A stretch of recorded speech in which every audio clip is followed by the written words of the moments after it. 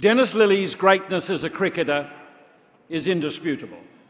Indeed, it may be that he is the greatest fast bowler in the history of the game.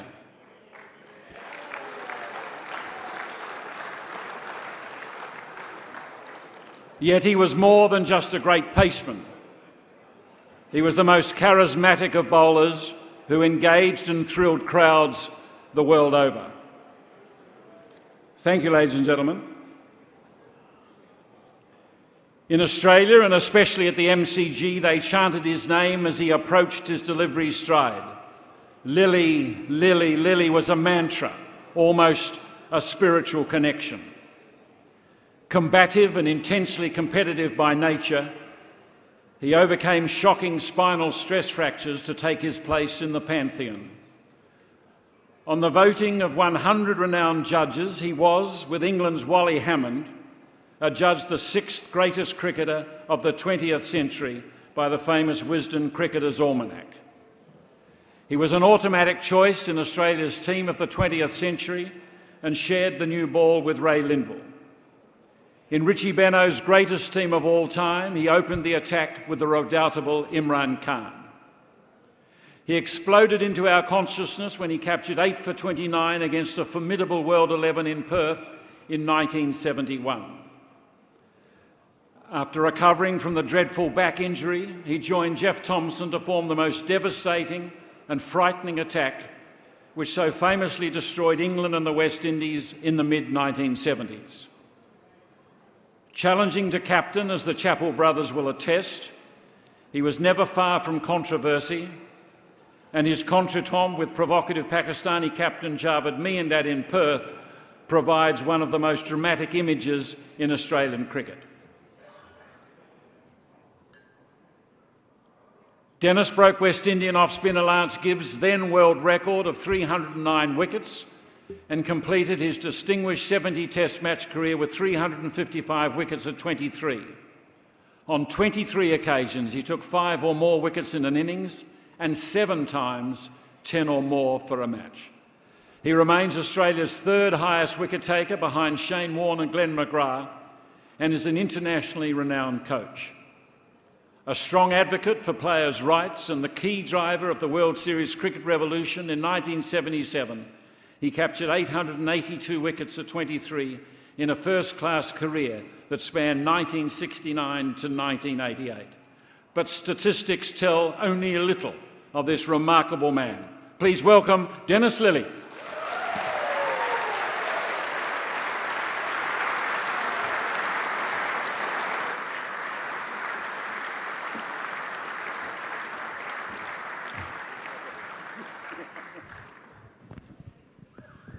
Just wondering whether you're going to open with a song. I'll have you know that, and I want Henry to know this, that we have as a team, we've had a hit record. So, an absolute number one in Perth. You haven't made number one in Perth yet, Henry, have you? And there were some dynamic singers there. But 2 of them in the room, Ian Chappell and I, were on dummy microphones, so you won't get anything from me tonight. I can remember that well. Here come the Aussies. Cricket is the game. Can you remember what was the flip side? I'm not even going to attempt it. No, don't even attempt dummy it. microphone, No, remember? No, it'd be sensible. I think we'll ignore that. I'm trying to remember what the flip side was. We'll get to that. Can you remember? A swinger ball, swinger ball, bowler. Bowler ball, swing about. Bowler ball, swing about, yeah. Yeah, it was stunning. Yeah. Memorable. Yeah, well, 1972. How do you feel when you come back here? This is where it all ended for you, that fantastic career, and out there is where it finished. Do you get any sort of special feel coming back to the SCG? Well, I do now, but I'd forgotten about that until you just said it. It was here too. Yeah, look, I love the SCG. I didn't like bowling here. It was bloody hard to bowl on as a fast bowler most of the time, so I didn't really enjoy bowling here. But I loved the actual ground and the feel, the stands, and that old sort of English style of ground, as opposed to the great Coliseum, the MCG, which was amazing to bowl on, no, not to actually bowl on, to play in. And the crowd support there, particularly, you know, the area that I fielded at, thanks Ian, third man to bloody fine leg, you know, I mean, it's like doing penance, you know, you sort of, if you've got a bloke at the other end and they're getting singles all the time, you do another you bowl another 3 overs in between each over your bowl. Yeah, so that was great. But here, yeah, I think just that feel of the ground, that and Lords to me, you know, the grounds that I felt were more crickety than any others. That feel of the establishment of the game, the history of the game, and you know, probably the reason you played the game was that feel. You know, I always loved it as from a young kid. I doubt whether there's been a more loved cricketer in our history than you, and I just wondering how you reflect on the affection that the Australian people had for you. Do you still feel the love? Cricket Australia love me. They Yes, always have. You're talking about the public generally. Yeah, look, it's interesting. Jeez, some people have got long memories. It's interesting. You know, when people try and get you, you know, going like at the MCG and SEG and places like that, where they start sort of yelling your name and that. I mean, it's a lovely endorsement that they're behind you, but it doesn't mean you can do any better. But even though you're knackered, you actually do try and get that bit more out. It's for the team, but it's also, and for you, but it's also for them. But, you know, most times you just can't lift that much anyway, but you know, you do try. And that's nice that people do appreciate you and do relate to you. In cricket circles, I reckon there's a real feel, a real nostalgia for the 1970s. Do you notice that? Do you feel it? Why do you think it's so? I mean, the only thing I can think of is cricket was very staid and very much the tie and jacket and you know, very English for a long, long time. And I think, you know, Ian Chappell was very much instrumental in breaking away from that, and we became known as the T-shirt and jeans mob, basically.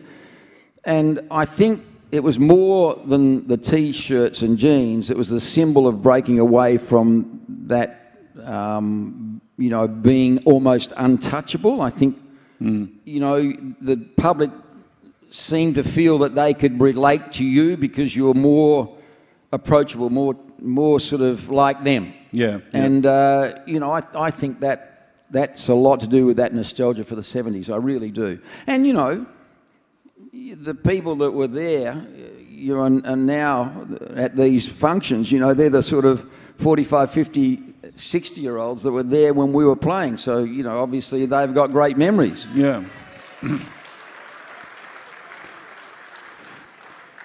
Ian Chappell has always said that he's had too much credit for the World Series cricket revolution, that you drove it. And which I wonder what you were like as a boy growing up. Were you rebellious as a kid? Did your parents rail against you because you were Nancy or antsy or aggressive? Or what were you like as a kid? Well, you're going to think I'm lying here, but I was very establishment. I did everything I was supposed to do. I was very shy, and Helen can attest to that. I didn't want to do a thing wrong. And I don't know what happened to me, but shit, it went wrong.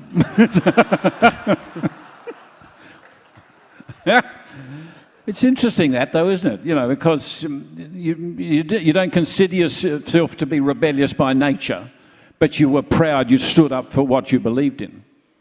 Yeah, I don't know where that come from. I just think you have a chance. You know, like Henry, you have a chance to try and do something and make a difference. And you know, things that I did were 1/1,000,000th of what Henry did to stand up like that. and I'll always admire him for that, and I think everyone in the room does. That was just incredible. But you have an opportunity there because of your profile to try and do something, and I think that and I didn't like the injustice of seeing 90,000 people at a game and 50,000 people here, and a player getting $200 for a test match. I just and then seeing the hierarchy and the people running the game travelling first class and drinking, Burgundy, top Burgundy, and the best wine and whatever you could have in the world. And I just didn't see that was right. And so I think I gradually got the stage, and Ian was the leader in that. I mean, he confronted the board many times and, just got told to buzz off, basically. And so in the end, I think World Series was inevitable. Yeah, and it's interesting too, because like the Chappell brothers, you would consider yourself a traditionalist because you care about the history. You care about the history of the game, don't you? Absolutely. I mean, I love 2020. I think it's a good game. I don't like the one-day game that much, 50 overs. I adore Test cricket, and I have since I can remember listening to the game with a little radio under my pillow in the sleep out in East Belmont in Perth, and it just intrigued me. I couldn't. I mean, just that feel of people playing for their country, and I was only probably 4 or 5, and playing for their country the other side of the world in the middle of the night, it just, to me, it was almost not real. And, I never thought I'd ever play for Australia, but I love the game of cricket. I loved all sport, but I had a special spot for cricket. So I'm a traditionalist through and through. But I know your interest in history extends beyond cricket, doesn't it? I mean, you take an interest in Australian history. I can remember you telling me years ago about reading the book on the postman of the Birdsville track and things like that. I mean, they're areas of your interest. Yeah, and Bligh, the book Bligh recently. I love history. In fact, at school, I guess that was the subject that got me more than anything else. I really, again, those people that did all the early work, around the world, but particularly in Australia, has intrigued me. You come to this land, you're a POM, and you probably hardly ever see the sunshine. Sorry, but that was mentioned earlier. And you come out here, and you've got to clear a land that's, it's backbreaking, and they didn't know how to hydrate, and I mean, it's just incredible. So I love all that history. And you read? You're a reader? Yeah, about 5 books at a time, believe it or not. One's on the toilet, always. I've got to spend a bit of time there. I've always got one beside my bed. I've always got one when I travel. And then I've got a Kindle just in case I run out. But I like reading them at the same time. I only do a few pages at a time because I'm not that smart, but I can't take it in. But I love reading, and I can't finish one book. I've got to start another one. And I sense you're probably reading a bit about wine these days. You've got a rather extensive cellar, have you not? Yeah. You don't have to divulge, but you are reading more about wine, taking a greater interest in it? Have I? Taking a greater interest in wine? Yeah, a little. For a bloke that didn't drink when he played, the first sort of half of the career that he played, that I've done pretty well to catch up. Wine's my passion. Helen gets excited when she goes into a hardware shop, because she just loves that and looking around and finding what she can do next from a hardware shop. Mine's much more refined. I'm in a, I go to a fine wine cellars, and I look around there and I look for the next best buy. No, I love wine. I've got it all on my computer. It's all sort of set up so that I can drag something from going back 25 years and bring it out to dinner. And I love treating mates and friends to something that is, I feel it's part of me because I've looked after it for 20-odd years, and so I love that. But I've just ordered another lot recently, much to Helen's disgust, and I've looked at it, and it's the latest vintage, and it's a fair bit of wine, and, you know, I've just looked at myself in the mirror, and I thought, shit, I'm not going to drink probably any of this. So that's the worry. Our kids are going to have the best cellar, startup cellar, of any kids in Australia, I think. We talked about Henry and his courage, his moral courage, the way he stood up. You're renowned, of course, for your physical courage, the way you overcame the spinal injury that was cruelling your career very early in the piece, 72, 73, 74. How often do you look back on that and just the pain of the injury, but what you had to go through to become the greatest fast bowler in the world?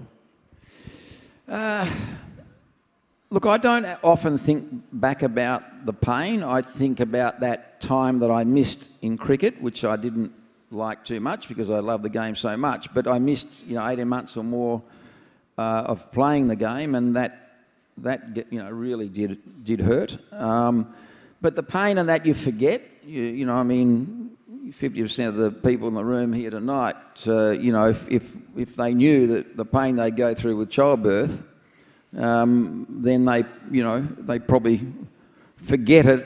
Otherwise, they wouldn't have another baby. You forget all that. It's just more the fact of rehabilitation was hard work, and that was not. It was painful in a way, but it was also bloody hard work. But more than that was not knowing whether I would do all that work for 12 months and never ever play again anyway, because they said that I wouldn't.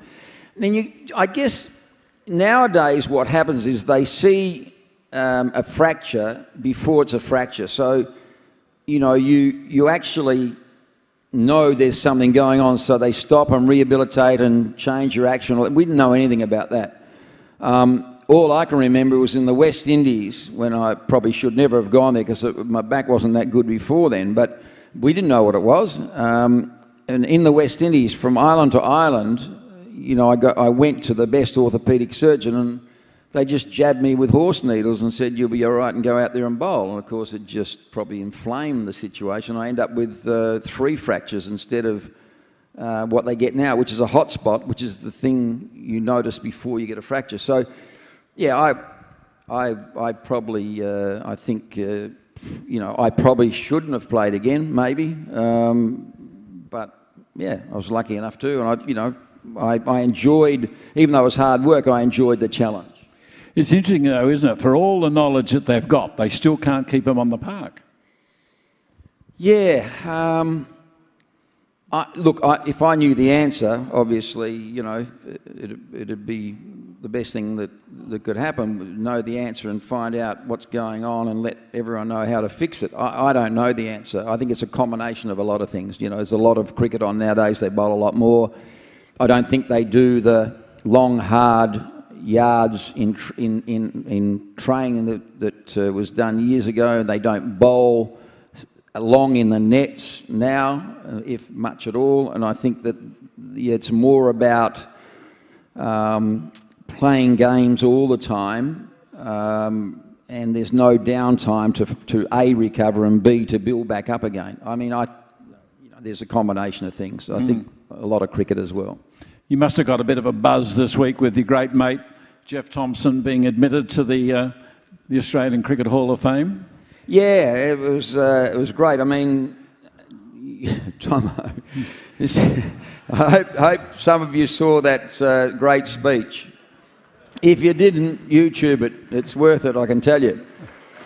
Tomo, he is unique. He is a one-off. He's a bloke, one of the only blokes I reckon I know that playing cricket with that never changed one bit from day one to now. And he looks like cricket's answer to, what's that rock star, the Stones? Keith Richards. He's a rock star, but he's just the nicest guy and was the great, well, one of the, if not the fastest bowler ever, I'd like to see he was. Day in, day out, he was frightening. And I always volunteered. Actually, I'll tell a lie there. I was told to field at short leg, but I would have volunteered anyway, because before helmets, when you fielded at short leg to Tomo, you got to see batsmen shitting themselves as they were facing up. And that was very encouraging when you had to bowl the next over, because you knew they're going to take a few risks against you because they were surviving against Tomo. I saw him bowl some balls that, how guys didn't get killed by just missing them, and they had no idea how to play it. They just stood there and it went just straight past the ear. I don't know how many times I saw that happen, and I just thought, I'm glad I've got a bat in my hand. Do you think it would have bothered him greatly if he had killed them? Sorry? Do you think it would have bothered him greatly if he had killed them? Would it have bothered them greatly if he had killed them? Would it have bothered them or him? No, would it wouldn't have bothered them. They were they would have been very bothered. I mean, he had an astonishing attitude, didn't he? Now look, Tomo was quoted as saying, "I love seeing blood on the pitch." Well, it would have been a throwaway line. Tomo wouldn't have hurt a mouse. I mean, he's a bloody amazing guy. But he didn't probably care if it sort of hit them in the ribs or hit their arm or fingers or whatever. And I felt the same. They've got a bat in their hand. It's survival of the fittest. But you'd never. The one thing about helmets that I liked was that it took away, except for what happened to Phil Hughes, it took away the percentage and the chances of someone getting killed from a bouncer. And that actually was quite reassuring as an outright fast bowler. I think before helmets, you saw some guys go down and you thought they were never going to get up, and that was quite sickening. There's a mate of mine over there in the publishing industry, Patrick You haven't got any Gallagher, mates? who's been... No? You've been Now you're deaf. who had a wonderful... was hoping there'd be questions from the floor, and I said not, so I would convey it for him. But it's a very interesting question.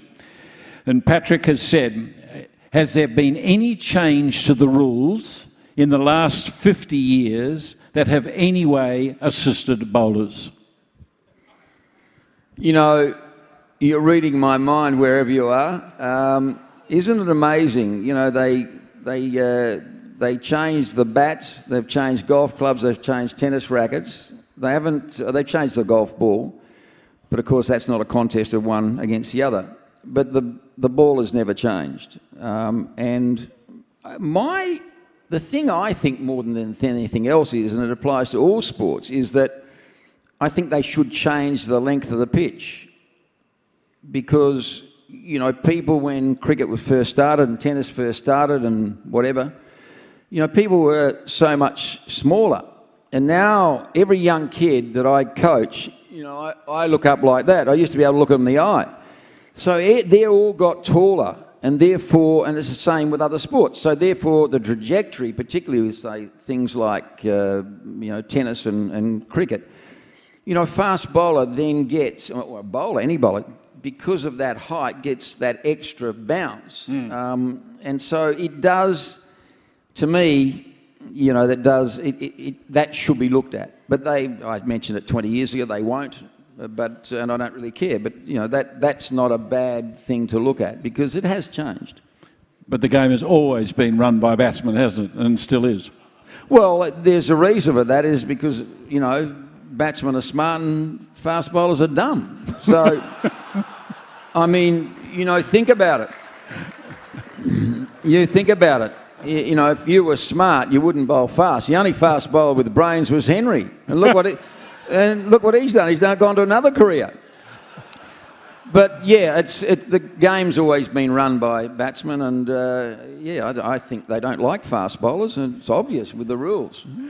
If I was to say a couple of things, the 8 for 29 against the rest of the world in 71-2, the 11 wickets in the centenary test, 5 for 84 on debut, or the legendary Viv Richards dismissal at Melbourne in 81. Of all those great moments, Is there one that leaps above all? Is there one on which you reflect with particular satisfaction? Yeah, I'm glad you went through all them because it's none of them. I've got to tell you, the thing that I did love more than anything else, and I cherished more than anything else, had nothing to do with getting a wicket or my beautiful 74. Anyone see that 74 or 75 I made at Lord's? It's another century nipped in the bud. But the thing that I cherished more than anything else was playing my first Test match. You know, getting picked and playing my first Test match at Adelaide. I can't picture many of the wickets I've ever got, but I can still picture walking down those stairs and last man out and walking onto the ground and just seeing this vivid green of the Adelaide, and it probably wasn't that vivid, but it looked vivid, the green, and I just thought, shit, this is it, this is Test cricket, and that was really the best thing I ever, best thing, you know, that I ever got out of, you know, my cricket career probably was playing that first game. So. Yeah. Now, what about Dennis Lillee, the grandfather? You got 3 grandchildren. I know you love spending time in your hideaway south of Perth. What are your real interests now? What do you love doing most now? You love playing with the grandkids? Yeah, we've got 3. You know, I won't bore you because you know a lot here will have them. But we got 3 lovely grandies, and you know we're getting to spend a bit of time with them, and it's just great seeing them grow up. You know, they've all taught me to fish, so that's good. They don't like catching the old blue manna crabs too much. They jump out of the boat. But, spending time with them and learning and listening and getting, you know, feedback from them is just amazing. I probably didn't have as much time as I would have liked with our own, and so I suppose that's, you know, one way you can actually sort of get that feeling of them growing up closer. So that's good. Yeah, we like to get away. We just come back from down south, a place called Augusta. It's just below Margaret River, and we spent a fair time down there. We do love getting away. It's a property. It's the middle of nowhere. There's no one around. You can't. The only way you can get to our place is with a GPS, because there's basically no roads, and you would get turned off before you got there because you actually got to drive through a tip. The local tip to get to our place. So not many come and visit us. If they do, they stink like shit when they get there. The last time I saw you on this stage here, you spoke with great emotion about Richie Benaud. Not very long ago, that the impact he had on you and your respect you had for him. He was quite a strong influence, wasn't he? Yeah, he was. I mean, look, Richie, I had a few idols, and Richie was one of them. Richie, but more than that, when I started playing, Richie would never offer advice, but he was always there to have a chat. And I was quite intimidated by Richie, you know, right into the end. I mean, you know, I went to dinner with him and had chats with him, but I always felt humble in his presence. I just felt he was the guru, and you know, he was the be-all and end-all, and you know, I don't know. He just seemed to know so much about life and the game that he sort of almost sort of spooked me. He was that much of a guru, but yeah, he was an amazing cricketer, an amazing man, and obviously one of the greatest commentators of all time, and. Yeah, I don't know what sort of game he's commentating up in heaven or down there, but I'm sure he's doing a bloody good job. Won't be many better. Are you looking back? Are you satisfied with your lot?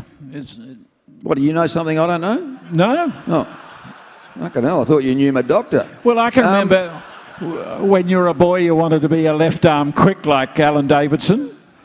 Didn't you? Yeah, well, I'm not satisfied. I wanted to be a left arm quick like Alan Davidson. And I wanted to be able to bat, and I didn't make any of them. Yeah, of course I'm satisfied.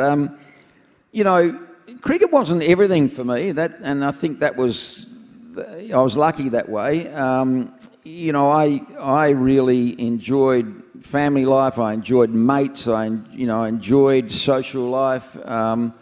So cricket, while I was doing it, it was full on and serious, and that was it. But you know, once you're away from cricket, then I just liked the normal lifestyle and life. And I think, you know, they are not allowed to do that much anymore. It's sort of almost not out of control, but they're almost sort of can't do anything that, you know, they can't actually go to a sort of a party and have a good time, or you know, go down the local pub and have a beer. It's just almost impossible for them now, which is a shame, because and I think that we were lucky. We played in an amateur era, and then we were lucky enough with Packer to play in the professional era, so half and half almost. While I enjoyed being able to train full-time and things like that, I actually enjoyed the fact that, but you could see it was becoming a bit too sort of professional and a lot more cricket being played. I actually enjoyed the other side of it, the amateur side, more, because, you know, you could tour your longer tours. You made great mates with your teammates. Yeah, it was, the only downside was you're away a lot, but you're away a lot more now as a professional. Yeah. Just in closing with Henry there, think back to Adelaide at the Institute and in Chennai when you were trying to rebuild his action after the drama. What was he like to deal with as a young man going through a crisis like that? Well, Henry came to Chennai, and I think Henry thought that I was just visiting there, but I actually set up that academy and ran it there for Indian fast bowlers. But then we allowed, at my request with the company, we allowed other countries to come in and players that needed work and things like that. And Henry was part of that. And you know, he came along and bowled, and I'd been told that he'd been called for chucking, and, you know, I watched him bowl a few balls and the umpire was right. Henry knows that too. He chucked, and, you know, it was bloody quick, but it was a chuck. And, you know, there's a lot, whoever said it before, you're quite right, you play for the wrong country, Henry. Probably some places you get away with it, but you know, the thing about it was a very, very smart, educated man, and to some guys you try and show them a way that they can fix something, and again, it might be the fast bowler thing, I don't know, but you can be talking to a brick wall. I mean, it's just, they can't grasp it. They can't grasp the technique that will get them to get this thing right. And Henry picked it up in no time, but more than that, you know, I'd send him away and say, just go and walk through it and just, you know, do hundreds of them. And most guys would do 5 or 6 and pretend they're doing that. You know, he's still going hours later. And then, you know, he did this for day in, day out, you know, till he could do it off a few paces. It's like a massive rehabilitation of your action. And you've got to change your whole motor skill set, and that's not easy. You've done it as a kid, right from a kid. And he grasped it, and he went away, and he never, ever had a bent arm from then on. I mean, it was just, he did the work.